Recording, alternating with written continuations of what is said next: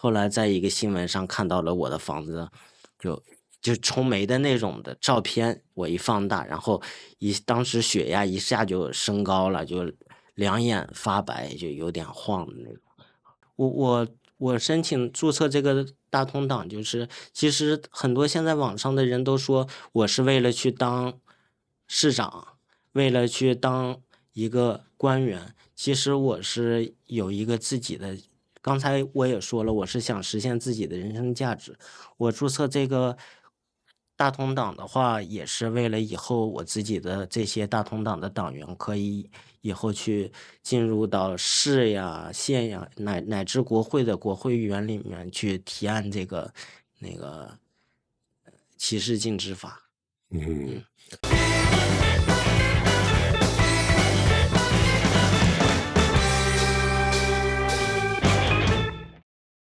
那个我是1993年出生的，在中国内蒙古。然后我是从小就在小学的时候就对日本的文化呀，还有日本的樱花，还有就是小时候大家都说日本人的礼仪是就是全世界比较就是讲礼貌的，所以一直就是挺向往的。然后我小时候就是我们这个年代，我们这个年代吧。就是小时候的时候都是在电视上看日本动漫长大的，所以说对日本的一些东西也比较喜欢。小时候就一直想，长大了也就想去日本。后来我是2015年来了日本，来日本之后在东京的高田马场上了大约1年半的语言学校。但是那1年半的语言学校，我都基本上在睡觉，为什么所以日语就不好。啊？然后那为什么在睡觉嘞？不想学呗，不喜啊欢上学，OK，啊。然后后来从语言学校出来之后，我就在东京做那种面向中国游客的一种，化妆品呀，还有那个服装之类的贩卖，就简单来说就是代购的一种类型。然后后来2020年疫情开始了之后，然后这生意就不好做了。然后我2021年就是第一次到热海去旅游。然后我以前是读过那个伊豆的巫女，也看过那个小说，还有就是还有什么雪国呀、人间失格呀，还有一些什么源氏物语、平家物语之类的都看过，不过不是书哈，是电影。然后后来去了热海之后，是2021年的5月，我是第一次到了。你是看了那些东西想去了热海？对，然后我是来日本之前，小时候就知道伊豆的舞女这一个小说，然后就知道有伊豆半岛这一个东西。然后后来来了日本之后，大家就是在东京的时候，大家夏天都说去热海旅游啊，海边去比较近嘛，离东京。后来我是2021年的5月25号，第一次到了热海。然后旅完游之后，我回到东京当天，我就是决定在热海开民宿。我是之前几年前吧，当时还没有那个民宿的那个法律还不太严的时候，我在富士山的河口湖开过1年多的民宿，所以我就想开民宿。然后第二天我就找了东京的一个中国人的不动产，找到了这个房子。6月25号买完这个房子之后，然后就开始搬行李嘛。然后当时就是6月25号到7月3号的，就凌晨2点，每天都在东京和热海来回就是搬行李。当时每天也下雨，所以也一直没有时间去注册这个登录这个租民票。就是泥石流的当天凌晨2点搬完所有的行李之后，然后就在新房子就等于是搬完家了，然后睡觉睡到大约早上8点多，出去准备星期六日，而且当时还是大雨，我就想着出去买一些洗漱用品，再买一些2天的吃的，这2天我就不出门，把里面好好打扫一下。然后8点起来，然后收拾收拾，一直到泥石流发生的10分钟之前，然后我出去，后来就回不去了，就这样的。然后那房子就被泥石流冲垮了。对对。然后你当时在哪里呢？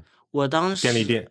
当时我先去了便利店，后来又去了当地的那个超市买那些东西。当时我还不知道有泥石流这个东西，这回事。买完东西我准备回家，就是不管是哪条道都回不了家了，全都是堵车，就是1个小时都挪不了一步的那种。后来是中午1点左右，在手机上看到新闻发生泥石流了，后来就是订了附近的一个酒店。当时没想的这么严重，当时我就想，可能第2天清理就好了，可能当时想最多就是把路给糊住了吧，可能车没法通过的这种状态。但是当天晚上，就是看到电视上的新闻啊、报道什么的。那个时候你还没回到住处。对，后来就回不去了。那你住在哪儿呢？泥石流的当天晚上，我是自己订了一个酒店，是朋友帮我订的。因为出去了之后，我就只带了一个手机和钱包，然后其他的所有东西都留到家里了。而且就是日本也不像咱们国内的那种无纸化的那种硬币，都是现金的，所以说我当时手里面也没有钱。当时朋友帮我订了酒店，住了1晚上。对。然后看电视。对，知道了泥石流这个事。后来就是第2天起来之后，我就去到那个泥石流的现场。当时我应该也属于外国人第一个就进到了那个现场，拍了一些就泥石流灾害的一个内部的一些视频。那个时候你知道自己的房子被冲垮了吗？当时还不知道，因为拍照片的时候也都不知道。对，因为我看不到我的房子，我的房子在山里面。然后当时我一直在祈祷，就是这个房子千万别有事。刚来。对，刚来，千万别有事啥的。当时就拍了照片，后来一想，可能这个修复当时也看了现场，可能挺严重的，咱得1个星期才能修复好吧？你过不去是吧？也对对。就路已经封了。后来我就联系了朋友，先去东京的朋友家去。就借住2天，后来就是去东京的路上，我在新闻上就当时一直在搜那些新闻嘛，就想从那些新闻上的图片看看我的房子有事没事。后来在一个新闻上看到了我的房子，就冲没的那种的照片，我一放大，然后当时血压一下就升高了，就2眼发白，就有点晃的那种。后来就到了东京。又回到东京了。对对。那你所有东西都毁坏了？对对，只剩手机和钱包，还有一身衣服。那些东西都拿不回去了。对，拿不回来了。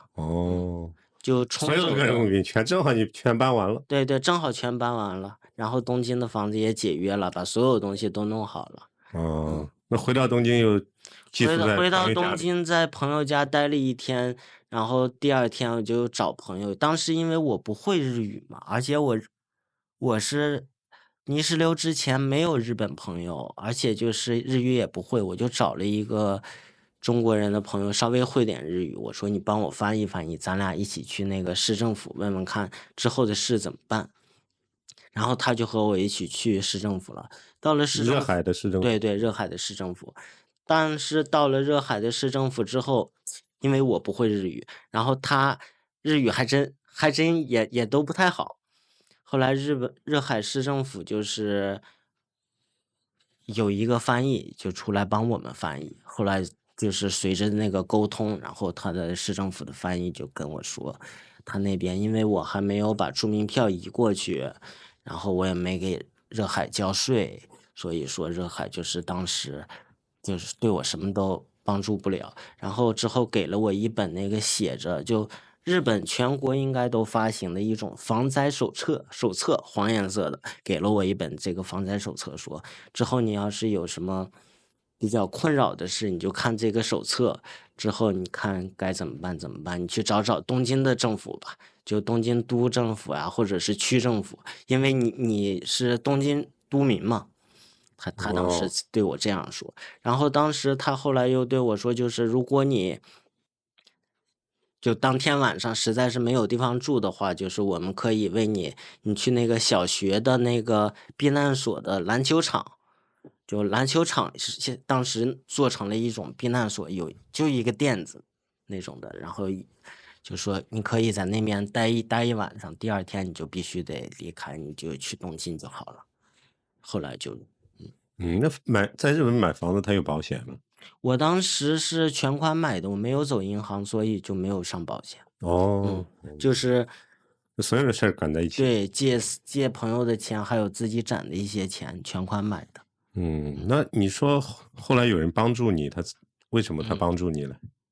是你说日本人那个吗？对。后来就是我经过了大约1个半月左右的这种自己的避难生活，其实先开始是有一个在日中国人，是一个开酒店的，就是开宾馆的，他说可以来我这边先暂住一下，说没有地方的话。后来我到了他那边就接受了日本的一个电视台的采访，日本电视台把我的这种情况就是报道出去之后，静冈县有一个日本人的就是县民，就静冈县的日本人，他把我的这种就比较困难的这种状态，就是在网上告诉了那个就是某一个国会议员，然后当时那个国会议员就是联系那个内阁府防灾的一个部门，就是确认法律上有没有问题，在法律的范围内，他是不是那个应该得到救助，在确认那个内阁府的防灾部门的肯定回答之后，他就联系了当地的热海市的当时的一个他们党派的一个市议员，后来就联系到了我，然后随着他们和那个热海市政府的一个沟通之后，在受灾1个半月之后，我就才正式被认定为属于灾民。那他们都怎么帮助你呢？他们把我就是安排到了温泉酒店，就是吃住当时已经就解决了，然后就是是他们帮你解决吗？对，进入温泉酒店之后，因为我已经认定为灾民之后，就我和其他灾民已经一样了，就是避难生活，就是保证吃住，还有就是那种在一些，比如说那个叫捐款之类的呀，还有就是政府上发一些就资金之类，保证最低生活的那种的。那房子呢？房子现在打官司，跟谁打官司？现在我们这个房子是所有的泥石流的灾民，我们作为原告去告那个热海市政府，还有静冈县政府，还有就是当时泥石流发生的那个现在的土地所有者和之前的土地所有者。那大家最终一般都会赔你们吗？重建你们的房子吗？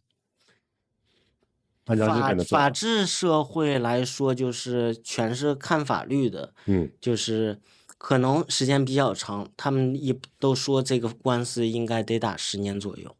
那么久。而且就是这里面，因为也涉及政府，还涉及那种官僚、财阀，各种乱七八糟，就比较复杂。而且就是现在这种死亡28人，120几栋房屋被毁，就是责任比较大，挺大的一件事件。大家都为逃避责任，而且就是赔偿的话是很大一笔资金，大家都在，不管是热海政府还是静冈政府，还是现在的土地所有者，还是以前的土地所有者，大家都在努力去逃避法律责任。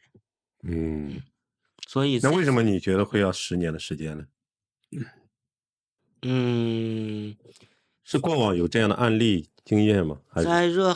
在日本打官司的话，简单一点都需要2年左右，尤其像这种大一点的事件都需要10年左右的时间，而且就是最近有一个案例，就是有一个人就是按误杀罪被起诉，然后后来就是被冤罪释放，被判决，这个官司打了50多年。那是谁帮你们起诉的，还是你们自己找律师起诉？我们找的律师团就是这一个区域的所有人。对，就是所有的灾民联合起来，有一个被害者会，就是泥石流被害者会，建了一个这种的被害者会，然后找到了律师团去起诉这个政府。你当前的收入来源都是哪里？你刚才说你有物产店。对，我现在在热海开了全市唯一一家的中国物产店，卖一些中国的饰品呀这些东西。但是今年我把它改成那个就是世界物产店，也去卖一些其他国家的东西，因为那面中国人还是比较少的，而且日本人对中国的一些东西怎么吃，或者是这个怎么用，他是不了解的。那这个店收入还可以吗？一点都不行，所以我才有这个想法去改变热海的经济。因为就是销售太差。对，因为热海它是一个靠旅游业，它是一个观光城市，基本上除了特定的夏天啊，或者是6日花火大会之外，是基本上没什么人。而且就是当地的店面下午3点来钟也都关门了，街上也都看不到什么。那您的东西卖给谁呀？中国人又少吧那儿？对，少，所以现在一直都是赤字的一个亏损状态。我看你之前在热海有成立那个日中友好协会。对。为什么要成立这个会呢？当时就是我被认定为灾民之后，作为灾民，我就想这些日本人灾民也都挺可怜的，我就想作为一个在日中国人，有什么可以帮助他们的吗？然后当时我就找了好多就是在日中国人，就是捐助物资。当时经过了1个多月的这种筹划活动，然后一共是收集了300几十箱的一个物资，后来就是捐助给热海市，然后发放给所有的灾民。当时就是经过这么一件事之后，热海市是以前没有这种日中友好的这种协会团体的。我当时就想，经过这种事之后，正好也是一个契机嘛，就想发扬一下这种日中友好的这种精神，然后就注册了一个日中友好协会。但是现在经过了3年左右的沉淀，现在我的想法是以这个热海市日中友好协会这么一个东西，就是以后去打破这种国境，就是国家之间的这种歧视呀，或者是那种排他的想法。那现在这些灾民都住在哪儿？现在已经3年了，现在就是自由都可以，就是可以回到自己家，能回到自己家的都回到自己家了，回不到自己家的话，就是比如说可以出去有能力租房子啊，或者再买房子的住，就自己都那个什么。如果实在还回不去的话，就像我现在还是住在那个热海市营团地里面，我现在还属于避难生活。您在这个日中友好协会里边担任会长吗？对，我当时注册的，因为它是属于一般社团法人的形式，我当时是注册了之后，一开始是只有我一个人，但是现在已经有40多名会员了。那现在你们这个协会在做什么样的工作？日常？最近这一年没有做一些活动，但是之前做过很多志愿者活动啊，捐款啊，灾害的捐款、捐物，还有就是志愿者活动这些东西。在日本成立这种协会，如果比如说大家捐物了，这个物资你们怎么发给别人呢？就是直接，会员我们组织开车去发到就那个，发放给对灾民。对对，哦，明白。就直接去灾区，就是给到他。嗯，你现在是中国国籍还是日本国籍？对，我现在来说，我现在还暂时是中国国籍，但是现在在规划申请中。那为什么又想申请日本国籍呢？因为我想参加就是2026年9月的热海市长的选举，然后日本的公职选举法规定就是外国籍是不可以，就是没有选举权和被选举权的。那你如果入日本籍的话，是不是意味着就放弃了中国国籍？对对，因为中国和日本都是属于就是没有双重国籍的这种国家。那如果你加入了日本国籍，你这个日中友好协会还怎么开了？我觉得这个国籍和日中友好协会这个东西没有什么冲突。而且就是我们现在这40多个会员里面，中国人和日本人都有，而且日本人比较偏多。这个协会里。对对，协会里面的会员，日本人比较偏多。我觉得这种中日友好啊，这种东西和国籍是没有关系的。明白。那你怎么看待身份认同这件事？就是你如果放弃了中国国籍之后，你加入了日本国籍，你自己认同你是日本人还是中国人？我是这样想的，我是今年31岁嘛，然后来日本是基本上是10年，也就是说我现在的人生的1/3是在日本度过的，2/3是在中国度过的。我的想法就是中国是我的，就属于那个就父母家，然后日本属于日本属于我的那种婆家，就是这种新的国家。对对，就是第二故乡的第一故乡和第二故乡这种的一个概念。而且我是无国界，也可以说我是属于无国界主义者，就是其实国籍呀、国界这种东西，就是政治家呀，或者是政治势力为了自己的一个民族啊，或者是为了自己国民的一种利益的保护而设置的这种屏障而已。而且就是国籍这个东西，只是法律上的一张条文纸而已。那你对日本，因为你既然加入了日本国籍，你肯定是对这个国家有认同感，可以这么说吗？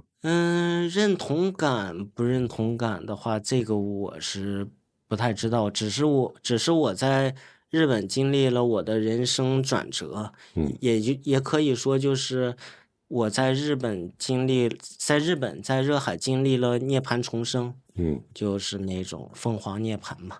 然后我就想在这里，也是一个点，也是一个机会，我想发挥我自己。人生也就几十年，我就想在这几十年里面可以实现自己的一个人生价值。也是不想100年之后谁也记不住我。也就这一个目的而已。我看到那个很多推特上说，阻止这个其他国家，特别阻止中国人参政。你怎么看待这件事？这个东西其实我前2天在那个自己的 YouTube 上也发了，就是在我的其中的一个政策里面，就是歧视禁止法，里面也说了，就是其实人类也属于动物的一种。动物性里面就是有一种，就是为了保护自己的种族，为了保护自己的血脉呀、子孙这种还有就是动物不都有自己的领地吗？为了保护自己的领地，为了保护自己的种族子孙，所的那个 DNA 里就是存在着一种排外的这种动物性。规划的日本人就是以前是其他国家的国籍，但是规划到日本的现在参政的人是有一部分的，但是基本上他们属于是父母或者是在上一代的祖父辈是属于外国人，后来他们基本上是属于在日本出生，或者是混血的这种一个状态，就是对日本的文化和语言，就和日本人其实是属于一样的。而像就是我这种半路出家，语言还不好，刚来了还不到10年，说日语才说了3年，接触日本人也接触3年，基本上也就我一个了。啊，而且就是中国大陆的这个成功参政的人，到目前为止还是没有的。哦，明白，那他们这样质疑你，你打算用什么样的办法能告诉大家？但是因为我发现你说的，大家没有人看你。对对，我说的很多东西，他们没有人看，他们只是说你是外国人，你日语也不好，你这个点去批评我说的一些很深的东西，还有我的一些政策、你的观念、观点、想法，没有人去花时间去听，也没有人花时间去看，就只是排斥。那你怎么看待这种现象？这个是民主主义国家里面，就是宪法赋予的言论自由，也赋予的表现的一个自由。他们批评啊，或者是赞美也好，批评也好，赞美啊也好，批评也好，这种都是不需要去抵制，也不需要去就是禁止他的言论。但是我觉得就是言论自由和这种人权上的歧视言论、民族歧视呀、女性歧视，还有就是这种残障人士的歧视，这种言论我觉得是不属于言论自由里面的。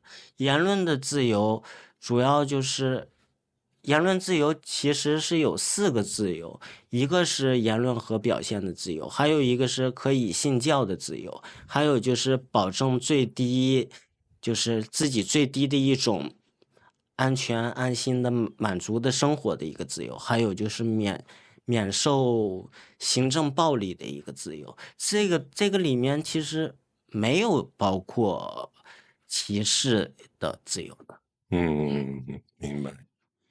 你是觉得他们这样在网络上发表这种言论，你是觉得是对你身份的一种歧视吗？是歧视和排外主义。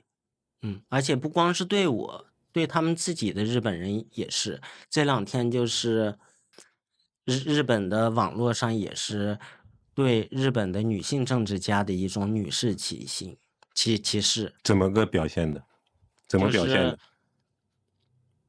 女性的话，就比如和谁发生这种权色交易，你都可以得到一些你想要的。就比如你可以去当上什么国会议员啊，或者是在职场内或者更高的一步往上升。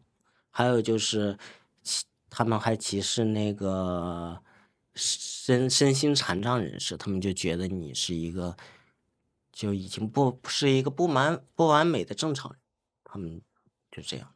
那他是因为那个人也牵扯到政治了吗？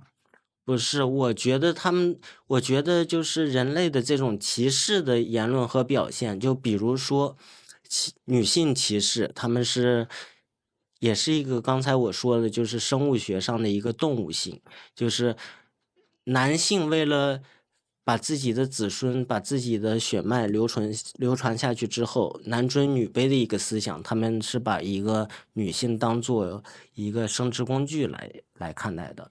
还有就是歧视那个身心残障人士的是，就是从历史上来看，就是比如说我们这一个种族团体在面对外敌侵入的时候，就是身心残障人士呀、老年人呀，这些都是属于弱势，是给他们拉后腿的人。所以说，在生物学里是有这么一个基因的。对外国人的这个歧视就是动物性里面，就是大家都为了保护自己的一个领地意识。对，领地意识这个没有，那你还是没有讲，比如说你说他们歧视身障人士或者是从政的女士，有什么具体的案例或者他怎么说的吗？就比如最近这2天有一个是他的父父母辈应该是属于新疆维吾尔自治区的一个国会议员，他是最近是当选了政务大臣。还有就是他是自民党的一个国会议员，还有就是有一个那个立宪民主党的一个国会议员，他们都作为女士遭受了很多就是这种诽谤和重伤。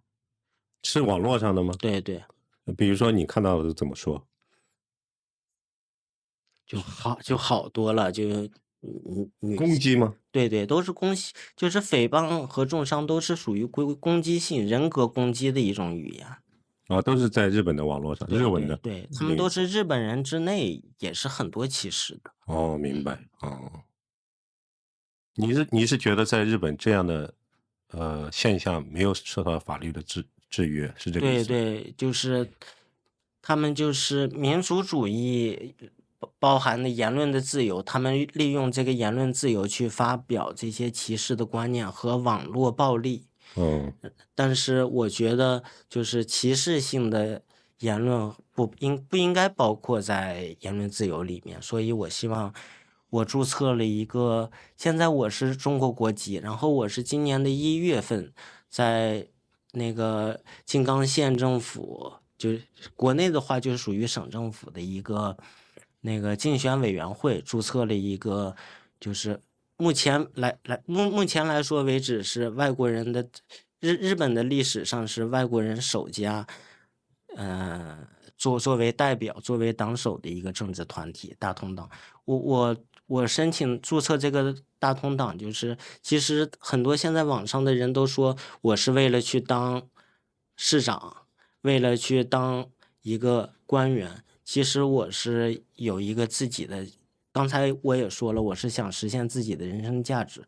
我注册这个大同党的话，也是为了以后我自己的这些大同党的党员可以以后去进入到市呀、县呀，乃至国会的国会议员里面去提案这个那个歧视禁止法。